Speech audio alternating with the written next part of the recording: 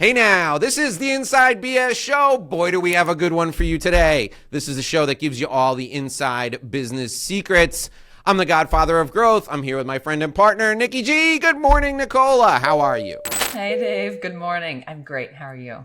I'm doing well, thanks. So you and I are sitting around having a cup of coffee, and you told me a story that you need to tell the people who are listening and watching. So share that story with us now. At some point, most of us have received a referral from someone we know, we like, and we trust. And so we welcome the opportunity to engage with that person who they are putting us in contact with. Why? Because they've developed that level of closeness with our relationship. And so we trust that they'll put us in contact with someone that will be a great partner for us from a business standpoint. So I received one of these referral connections and had no idea it was coming. Let me be clear. I had no idea that the introduction I was about to receive was coming my way, but it came from a trusted source. And so I thought, okay, I'll take the meeting. So it turns out that the referral relationship that was being presented to me was not a partnership with another lawyer, which was what I initially thought it was. It was a partnership with a coach for lawyers. So I took the meeting. After I took the meeting, I was receiving emails, messages, posts, you name it, just bombarded with materials trying to just get me to sign up to work with this person. So it was a hard sell is what it was. Now, the part that I struggled with was I didn't know this was coming. I didn't know that this was, something where I was being sold. It was presented to me as this would be a referral relationship when it came through. So what I'd like to talk about, Dave, is what's a great way to pass a referral? We've talked about this before, and it's important. Yeah.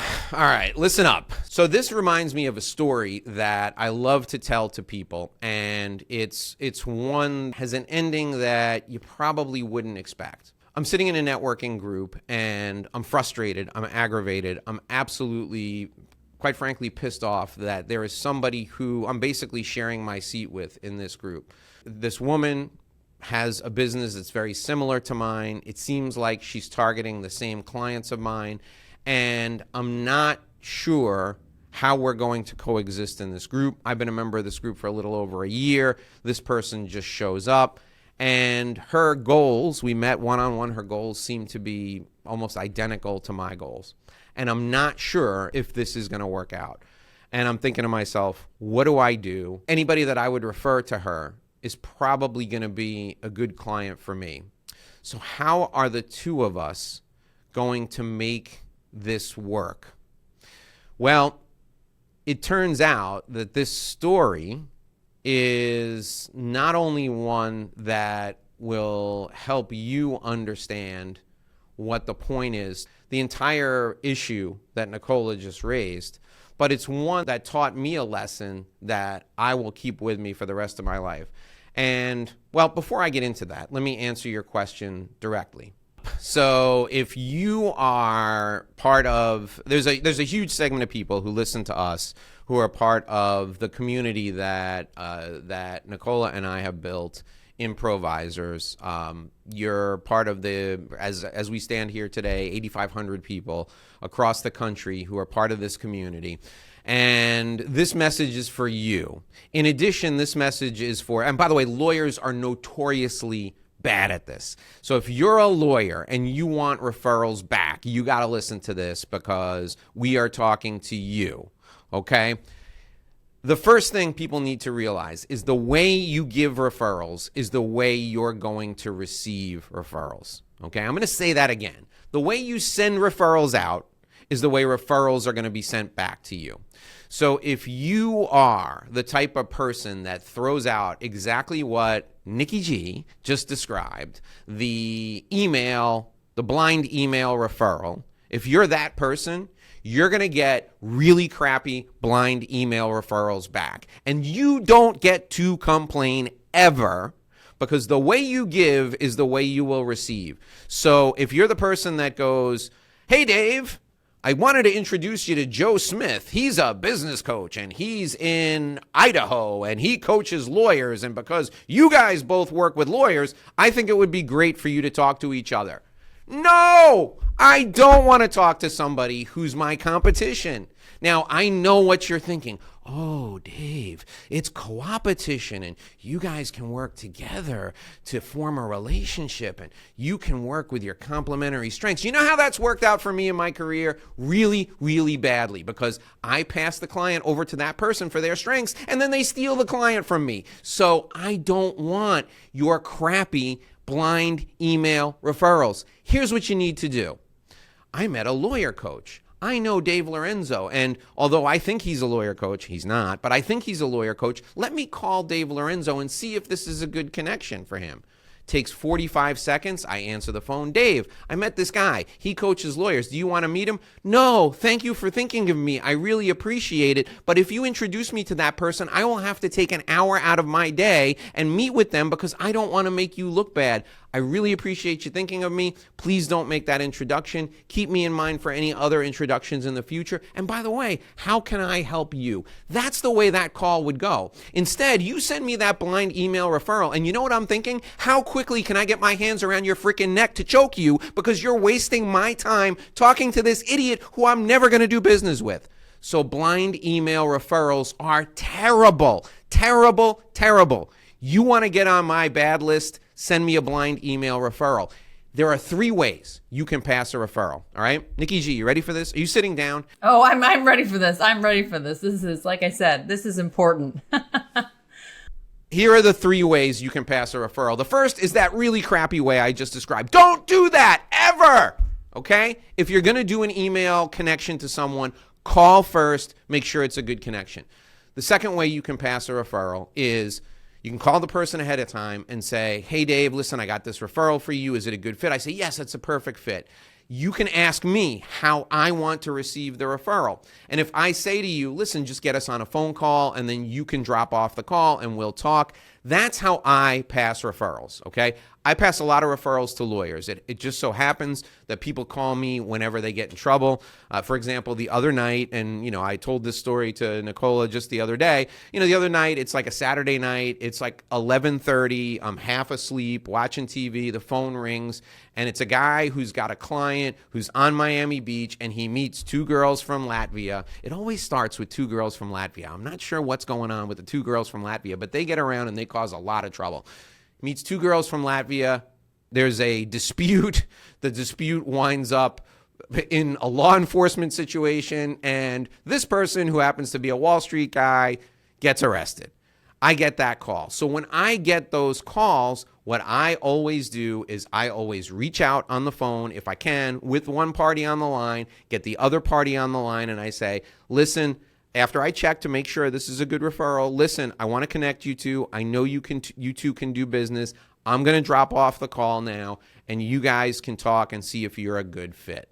That's the way I like to receive referrals, so that's the way I give referrals. The third way, which is the best way, is, and if it's a really big matter, I will do this. I'll get the people together for lunch or for an in-person meeting. I will drag the client in by the ear and I will say, you need to work with Nicola. She's the best. I'm sitting here and I'm not going to leave until you guys agree to work together.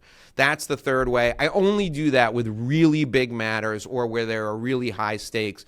For example, in the attorney world, if it's a family law situation, my preference would be, if I'm introducing a good friend of mine to a family law attorney, I take everybody to lunch, and then, like, after the entree is served, I, excuse myself and I leave and I let the 2 people talk if I think there's going to be a connection there.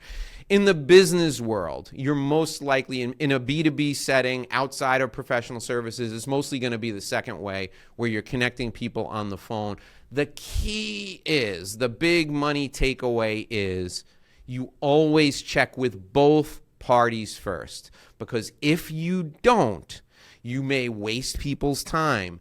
You may create an incredible, terrible situation. Like the situation that Nicola described at the beginning, she's very diplomatic. She soft-pedaled it. This person, as we speak, continues to pester the living crap out of her every freaking day, or at least once a week, to try and get her to work with them. And she can't get them to go away. So whatever that person did who referred her them, that person didn't do her any favors. And I can guarantee she's going to think twice before she refers business to the person that connected her with this annoying pest.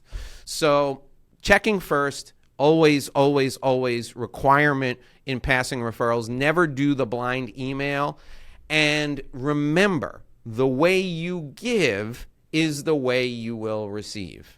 What do you think, Nikki G? How did I do? I think you did great. Qualify the referral. Let me repeat, qualify the referral. You want to make sure you are sending someone a referral that is a good matter for them and that they're open to the connection and the method of which that they would prefer to receive it. Why? Because then they're going to value your relationship even more. They're going to be more thoughtful about referrals they're getting sent to you. I think referrals all come from a good place. I do. This is why we have relationships with others, or we send one another work.